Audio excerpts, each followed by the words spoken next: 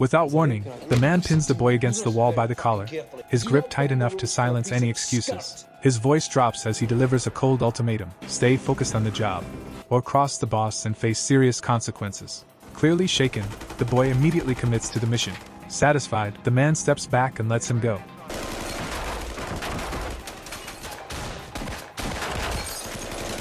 Some criminals are being transferred to a prison.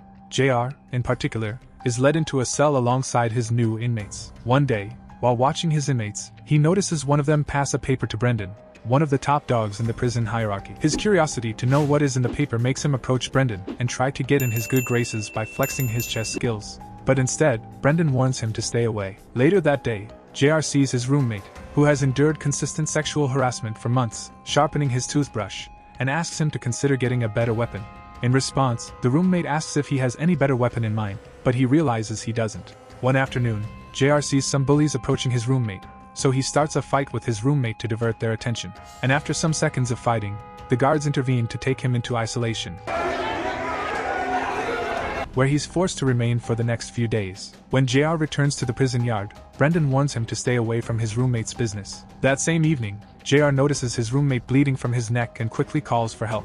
Dave, one of the bullies, walks up to tell him that now that his roommate is dead, he is their new target. Realizing that he's no longer safe, JR walks around the prison hallways with his guard up. When Dave and his men followed him, he tried to escape, but he got surrounded. Luckily for him, Brendan shows up to save him and warn Dave and his men off. Brendan offered to protect him from Dave if he agrees to break him out of prison and join him on a massive gold heist when they're outside. But of course, JR refuses the absurd offer. He soon learns that refusing Brendan's offer makes him an easy target for Dave and his men when they ambush him and try to force themselves on him in the toilet. Fortunately for him, Brendan walks in on the assault and saves him for the second time that day.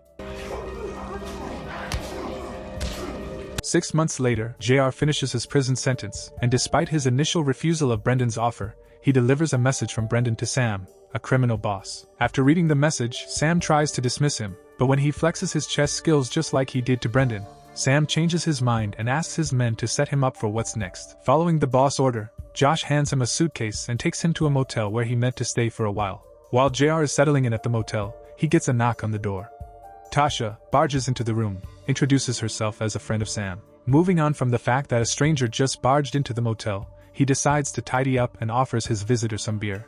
Instead of grabbing a beer, she tosses him a package containing some cash and a burner phone. And without waiting for JR's questions, she instructs him to wait for an order on what to do with the package. She walked out of the room the same way she came in. As per the instructions, JR went to see an arms dealer, who showed him his collection and also trained him on how to shoot them. When he was ready, he went on a private helicopter tour. In midair, he takes out his gun and forces the pilot to change its course towards the prison. Since Brendan knows that JR is coming, he breaks up a huge fight in the prison and his men seize the opportunity to grab a warden and use his keys to unlock the gates. But other prison guards catch up to them. Right before they could get arrested, JR shows up with the helicopter, providing an escape route for Brendan and his men.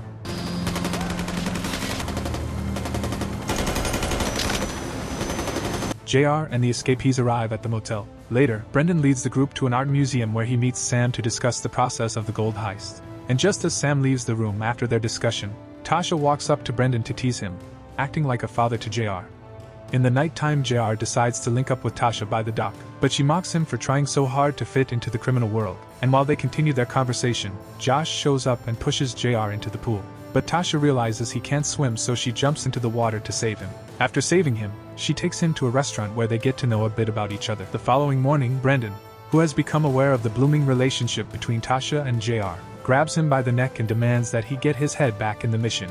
Despite the sour conversation that morning, Brendan takes JR out to survey the gold facility. While they survey the area, he comes up with a plan. Later that night, while Brendan discusses his plan with Sam and the others, JR picks up a fight with Josh. When Brendan intervenes and sends him away, he walks in the bar section and sees Tasha among the bar waitresses and follows her. Shoving Brendan's initial warnings into the bin, he approaches Tasha and asks her out on a date. At night, the crew disguises themselves as engineers, so when the facility guard lets them in, most of them stay behind to dismantle the CCTVs, while JR crawls through the facility vent. As planned, Brendan and his men barge into an office to take out the guards before instructing JR to move on to the next phase of their plan. Following Brendan's instruction, he jumps into the room full of workers, pretending to be an armed robber.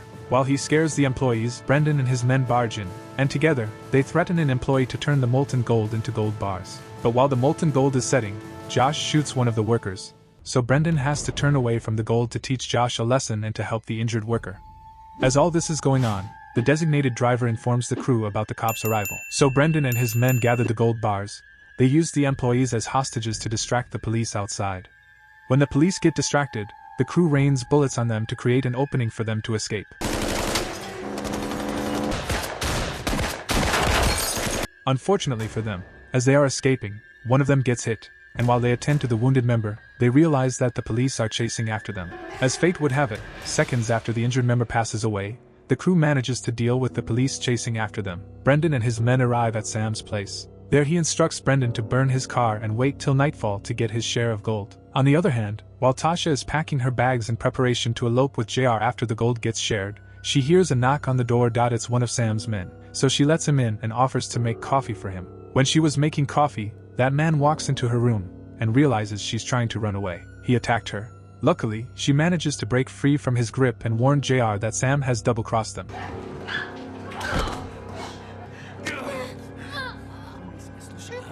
True to Tasha's warnings, the moment Brendan drives past the motel, a squad of police rushes into the empty motel, ready to arrest them, proving the fact that Sam had set them up. Now that it has been established that they've all been set up by Sam, Brendan links up with an associate the following day to get the exact time and location to exchange the gold for money. In a motel, Tasha draws their attention to the news announcing Brendan and JR as the fugitives responsible for stealing $10 million worth of gold. While they continue watching the news, Tasha gets on Brendan's nerves, but when he slaps her, JR jumps him. After a few seconds of fighting, Brendan lets him go, but not without warning him that Tasha isn't worth betraying him for. After their fight, Brendan tries to advise him to deceive Tasha into leaving for a while, so when they get the gold back from Sam, they would both ghost her and leave her behind. JR realizes that Tasha has been eavesdropping on them, so he goes after her, and while he is gone, one of Sam's assassins sneaks into the motel and points a gun at Brendan's head, but Brendan recruits the assassin into his team. Outside the hotel, JR catches Tasha, but she curses him, pointing out that Brendan is as much of a double-crosser as Sam. But he's too blind to see that because he has taken Brendan as the father figure he never had. The following morning, with the help of the assassin, Brendan and JR arrive at the exchange spot and they sabotage the exchange.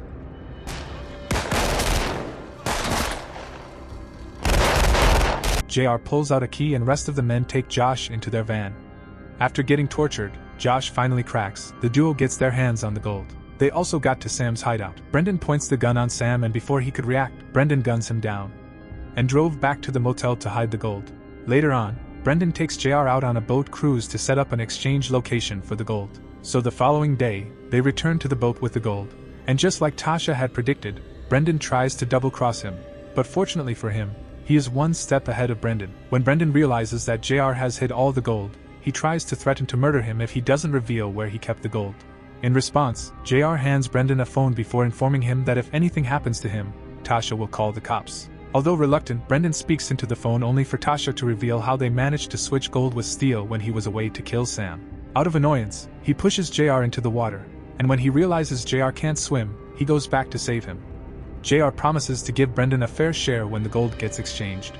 But unfortunately for Brendan, he gets captured by the police before he can get his share. Many months go by, and Brendan, now in prison, gets a postcard from JR informing him that not only are they living their best lives, but Tasha is also expecting a baby. After getting double-crossed by Sam the first time, with the help of Tasha, JR manages to outsmart Brendan and his plans to use and dump him. Now that JR and Tasha are out there living their best lives while Brendan is stuck in prison, what do you suggest would happen next? Do you think Brendan will come up with another plan to escape again? Or do you think he will stay put in prison and accept his fate? Share your thoughts in the comments. And don't forget to like the video and subscribe to the channel. Until next time, guys. Peace out.